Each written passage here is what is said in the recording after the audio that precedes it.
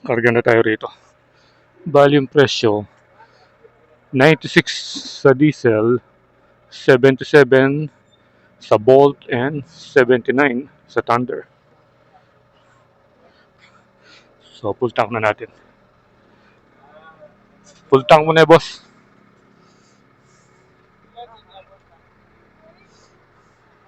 Full tank muna. Inspection na yata. Nagkakaroon ng inspection dito yung City Government of San Fernando para ma-maintain or ma-control. Ewan ko. Price control siguro. Tinitignan nila kung tama. Nakikita na natin yung arko ng Santo Tomas. Yan. So yung destination natin dito, pupuntahan natin yung mga viaducts ng Santo Tomas. Yan. So titignan natin kung ano na ba yung mga developments dito sa NSCR project na ito, dito sa may Santo Tomas area. Last time tayong nag-update last year pa eh. So ngayon, March na, siguro medyo marami na rin yung na-accomplish nila. Hopefully, dahil maraming excited dito sa mega project ng Philippine National Railways na ito. Maraming gustong sumakay ng tren, ng bagon. At isa na tayo ron. Dahil nung panahon na umaandar pa yung mga tren dito, maliit pa lang tayo nun, kaya hindi naman tayo nakasakay.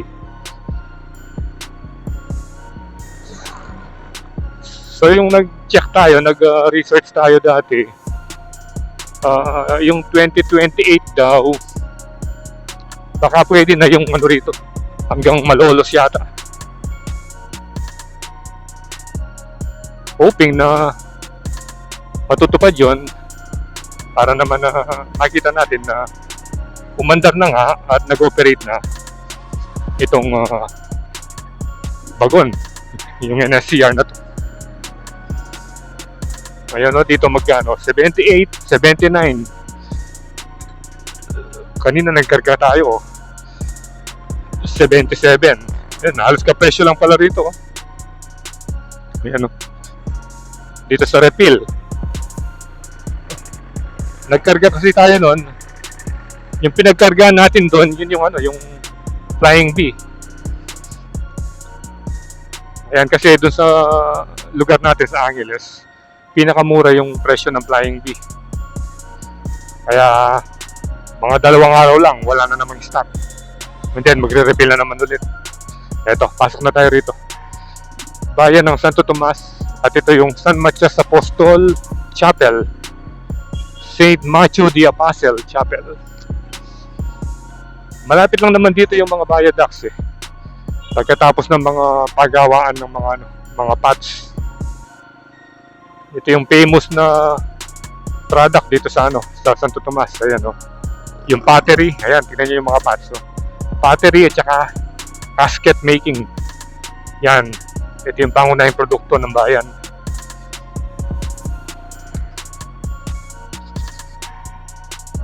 Kung gusto nyo mamili ng mga paso, ayan, oh. Iba-ibang size, iba-ibang design. Ayan. Tingnan nyo ang lalaki nun, no? Yun, no? Actual na nagpapaikot si kuya.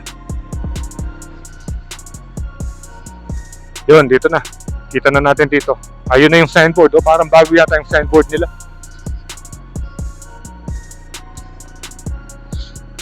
Pasok muna tayo rito.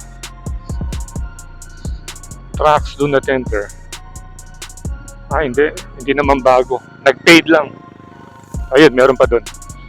Rancho this way. Santo Tomas Port District. Dito yung exit ng Rancho. Nung time na pumunta tayo nung December, tapos sobrang dami ng tao.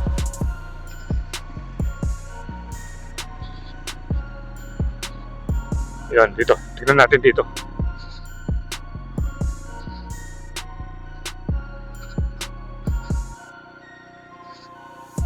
Yan, hanggang dito na lang.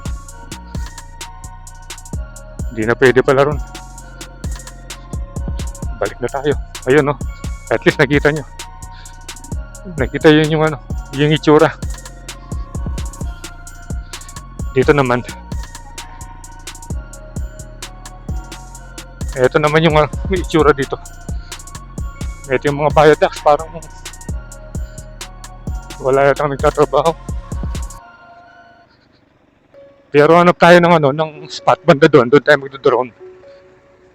Para maiba naman yung angulo. Ayan, ayan yung itsura niya. Yun, no?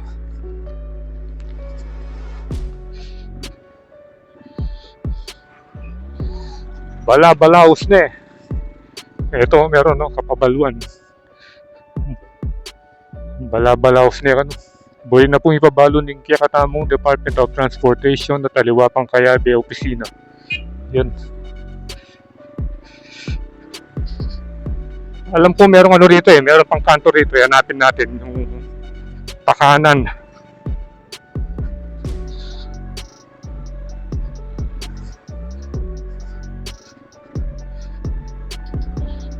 Dami pang ano rito, paso. Ayun. Dito pala yun, no? Dito pala yung kanto. Dito sa may Welcome Quirino Street. Yan. Ayun. Ayun, no? Bumungad na sa atin. Dito tayo magpapalipad.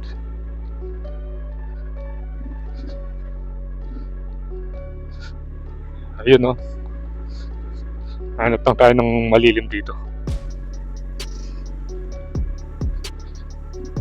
Parang wala akong makitang malilim.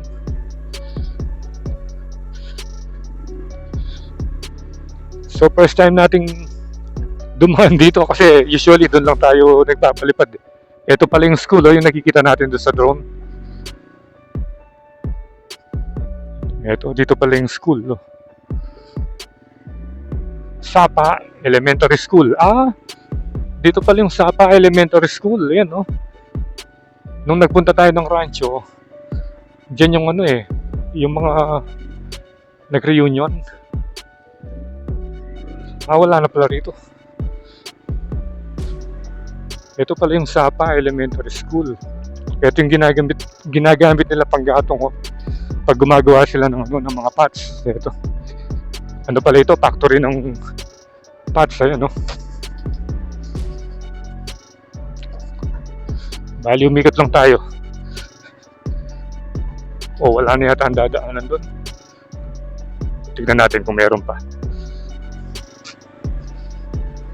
I'm sure meron pa. Ayan, no? Ito. Dito pala yung mga pots, oh. Ngayon lang tayo nagawin rito. Nandito pala yung mga factory nila, oh. Dito pala sa tabi ng Sapa Elementary School. Ayan, no? So at least may natuklasan tayo.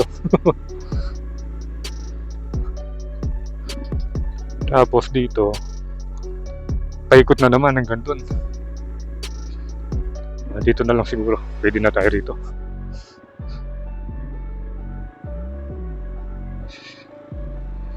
Ayan, dito. Ayan, no? Sapa Elementary School. So tara, paliparan na natin.